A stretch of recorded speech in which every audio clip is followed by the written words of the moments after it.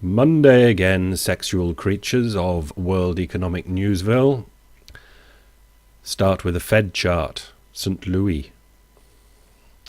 Real estate loans at all commercial banks. Below. You can see the shape of it. I mean, it's quite beautifully obvious what's going on.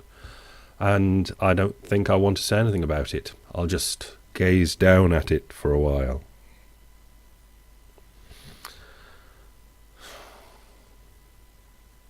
Those are billions, hundreds of billions on the left scale there, going up or down. At the moment, going down. That was providing an awful lot of money into the economy. Now it's taking money out of the economy, presumably. Can you take money out of the economy that way? You'll tell me, I'm sure. I mean that in a nice way. I want you to tell me. Financial Times, Alphaville, Japanese mortgages rarer and riskier, and presumably the same thing would apply here. By now you've perhaps heard about the ticking, aging time bomb in Japan. Yes, we've discussed that.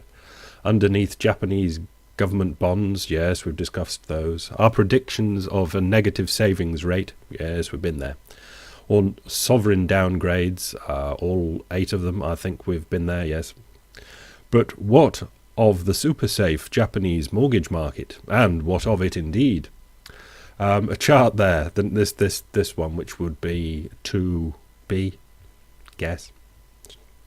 It's so linear, is that the right? It's so even, it's so going down in such an ordered fashion. It's far too Japanese even to be Japanese. I mean, it can't be right, can it?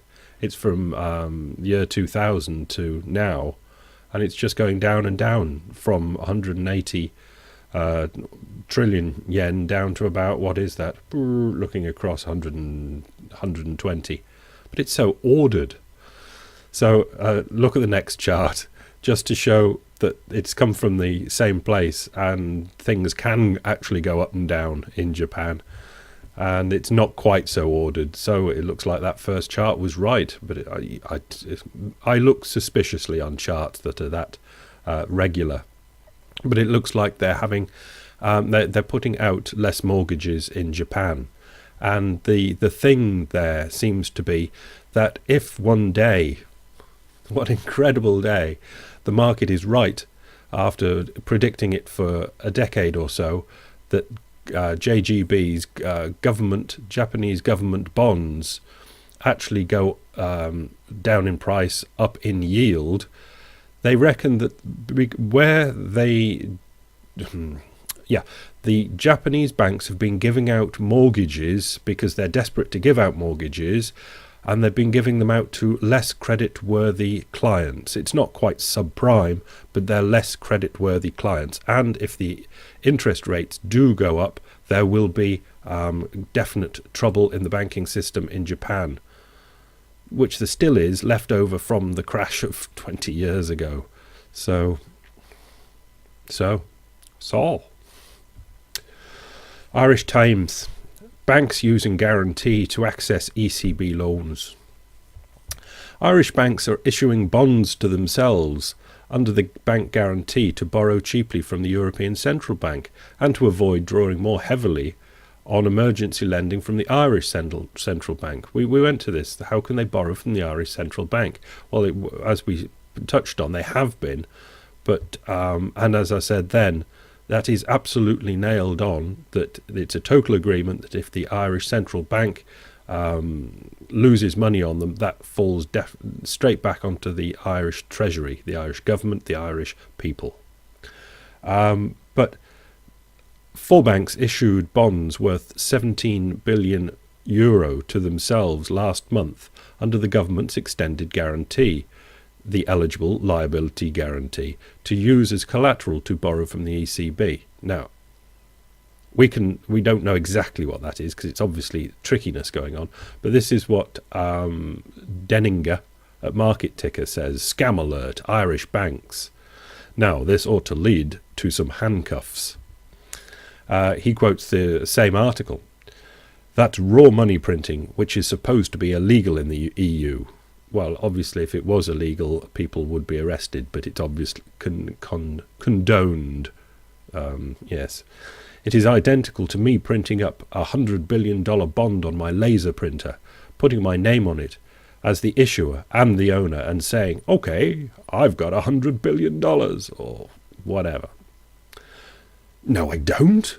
It's a circle jerk. I have nothing. Well, okay, I have the value of one piece of paper, but be aware, folks, this entire mess worldwide is now circling the bowl as the handle has been pulled down. Gurgle, gurgle, gurgle.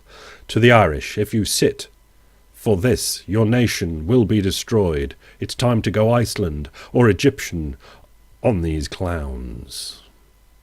It is rather amazing what they are doing, but I would just say that it is just utter desperation. They've explored all the avenues that are decent, and now they're just doing indecent ones because they are so desperate. The Economist. Government of the rich, by the rich, for the rich. Kevin Drum draws our attention to an intriguing paper by Martin Gilens on the responsiveness of policy to preferences across income groups, and here are the key charts. They're hard to read, so I'll read the blurb underneath them. At left, we see as people at the bottom of the income spectrum care more about an issue, the probability of action on that issue scarcely budges.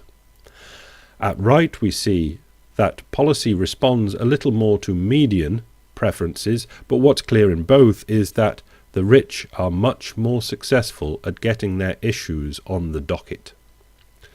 That's not really surprising, but why should this be the case? And you can read that article in The Economist about that paper. I don't know what to say. It's obvious, but it seems to be getting more and more and more in that direction, and more in the United States, which seems to be turning into some sort of perverted mockery of a democracy. I know it wasn't always perfect, it never would have been perfect, but it just seems to be going so stupid now. The whole thing's ridiculous.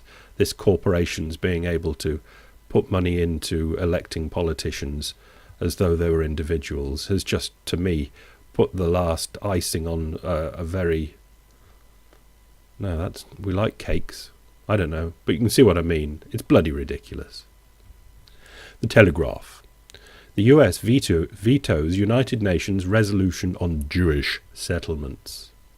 Susan Rice, the US ambassador to the UN, was the sole member of the 15-member council to raise her hand in opposition to the draft resolution, which called on Israel to stop settlement construction in the West Bank, East Jerusalem, and Golan Heights. The resolution, she said, by involving the UN, would have hardened the position of both sides and complicated peace efforts. However, she said, our opposition to this resolution should not be misunderstood to mean we support settlement activity. On the contrary, we reject in the strongest terms the legitimacy of continued Israeli settlement activity.